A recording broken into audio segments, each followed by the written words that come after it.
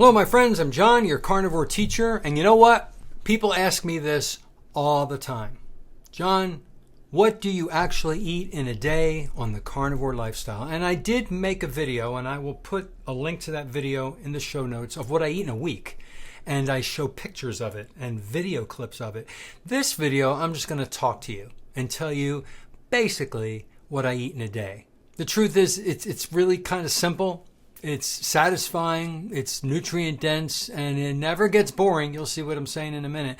I'm going to walk you through what a typical day of eating looks like for me, the carnivore teacher alpha way. Breakfast.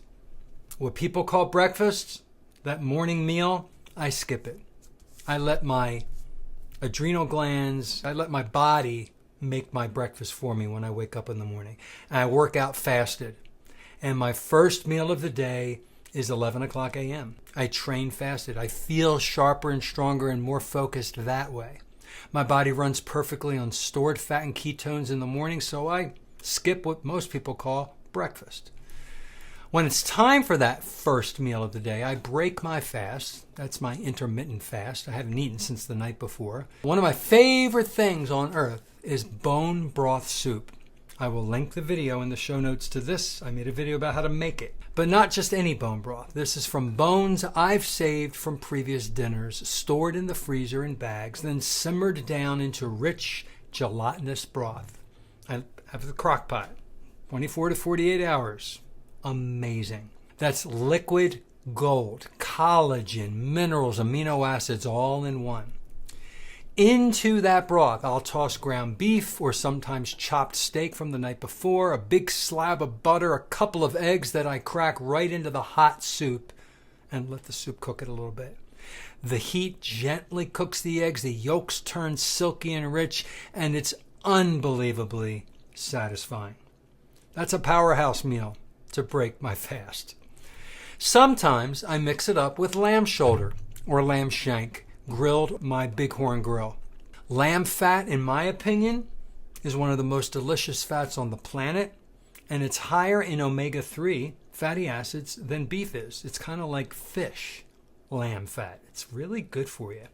And all lamb is grass finished because lamb eat grass. They're not fed corn and soy. Another benefit. Sometimes it's ground beef and eggs. Simple, affordable, and insanely delicious. That moment when the yolk breaks into the warm beef and you sprinkle a little salt, the hot beef gently cooks the yolk but doesn't overcook it. It's like a creamy cheese sauce.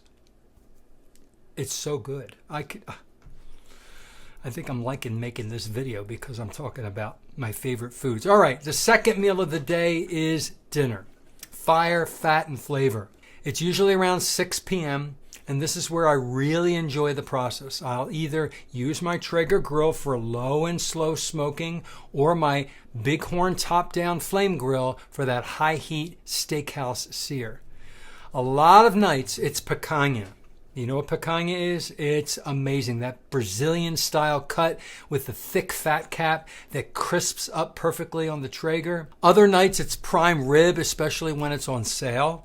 I'll buy several of them, put them in the freezer. I smoke my picanha and my prime rib on the grill slowly and then slice them up for a few days worth of meals. Unbelievably satisfying and delicious.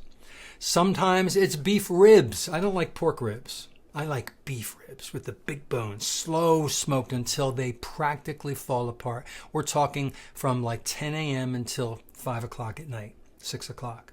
Slow. Like the heat is 220 degrees or 180 degrees. And once in a while, not often, I'll do chicken wings. I brush them with a paintbrush with melted butter. Simple, clean, delicious, sprinkle salt. I don't do it that often though because I don't want the omega-6s too high. I also love lamb loins, not chops, but loins. They look like mini T-bones. They're meatier, cheaper, and absolutely perfect on the grill. Most nights though, it's a ribeye.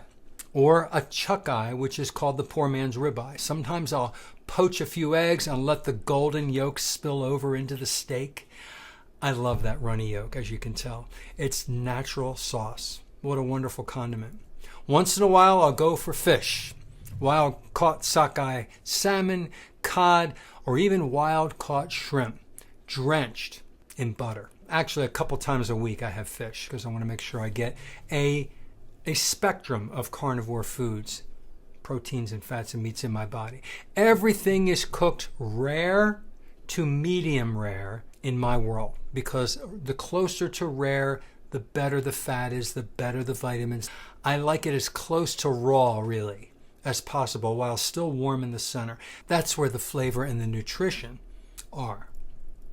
Fats, natural energy source. I add butter to just about everything. If I have tallow collected from previous grill sessions, I put it in a glass jar in my refrigerator. I'll scoop that out and put that in my food too. That golden tallow adds flavor, energy, and nourishment. It's not just nothing fat, it's amazing food. Butter, tallow, lamb fat, that's what keeps you going. Yum. My fat to protein ratio is usually, and I don't really count it, but I try to keep it at 50-50. That sounds like when I first started carnivore, I thought there's no way I'm going to eat that much fat. And I learned that my body needs the fat. So sometimes it's 60 or 70% animal fat to 30 or 40% protein. That's where the magic happens. Steady energy, no crashes, total satiety, and healthy bowel movements. Favorites and variations. Every once in a while, I treat myself to a tomahawk ribeye or a lobster. Like birthdays, holidays, special events, I get the good stuff. Oh, I look forward to it. It's a huge steak, that tomahawk ribeye, and I can't finish it in one sitting, so it becomes 3 or 4 meals, making it surprisingly affordable. And I love eating right off the bone.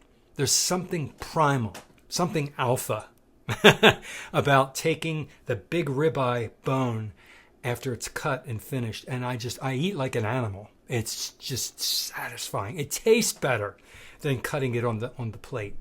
And by the way, I don't have plates anymore. I mean, I have plates, but I use a cutting board plate that I bought. It's made out of bamboo wood, and I bought really nice sharp steak knives, and I like to cut my steak on wood instead of a plate. I like eating off of wood. Go figure. I've become a carnivore. What can I tell you? Something I'll rotate is canned fish, salmon, mackerel, sardines, herring, anchovies, all in BPA-free cans, or cod liver in a can, also BPA-free can, because I don't like beef liver. I like cod liver. It's really delicious, actually. It's very smooth. Nutrient dense. It's an alternative to regular liver, and it's loaded with vitamins A and D. I'll have kefir, occasionally fermented dairy loaded with probiotics, and of course eggs, and more eggs, pasture raised eggs. I don't care how much they cost. I complain when they're expensive, but I spend the money on me. If I can afford it, I'm buying the good stuff. If I can't afford it, it's still cheaper than buying and putting cereal in your body, or pizza, or mac and cheese. Believe me, it's not that expensive. Everything I eat comes from the animal kingdom, simple, nourishing, and clean. So here's the takeaway. This isn't about restriction. It's about freedom. I eat until I'm satisfied. I never count calories. I never crave snacks. I don't. When your body is nourished properly, it tells you when to stop. So what do I eat in a day? Meat, fat, eggs, real food. That's it. And that's everything. So when people ask me, John, what do you eat? If they're willing to listen, I go through the list. And sometimes I break it down and make it much shorter. And they look at me in bewilderment, like, you only eat meat, fish, and eggs? Like, yeah. And it's amazing. If you like this video, click the thumbs up. Subscribe to my channel. Share this video, please, with friends and family. And send me a message, a question, suggestions, and I'll write you back. I hope you show up for my video tomorrow. I put one out every day. Have a good one today.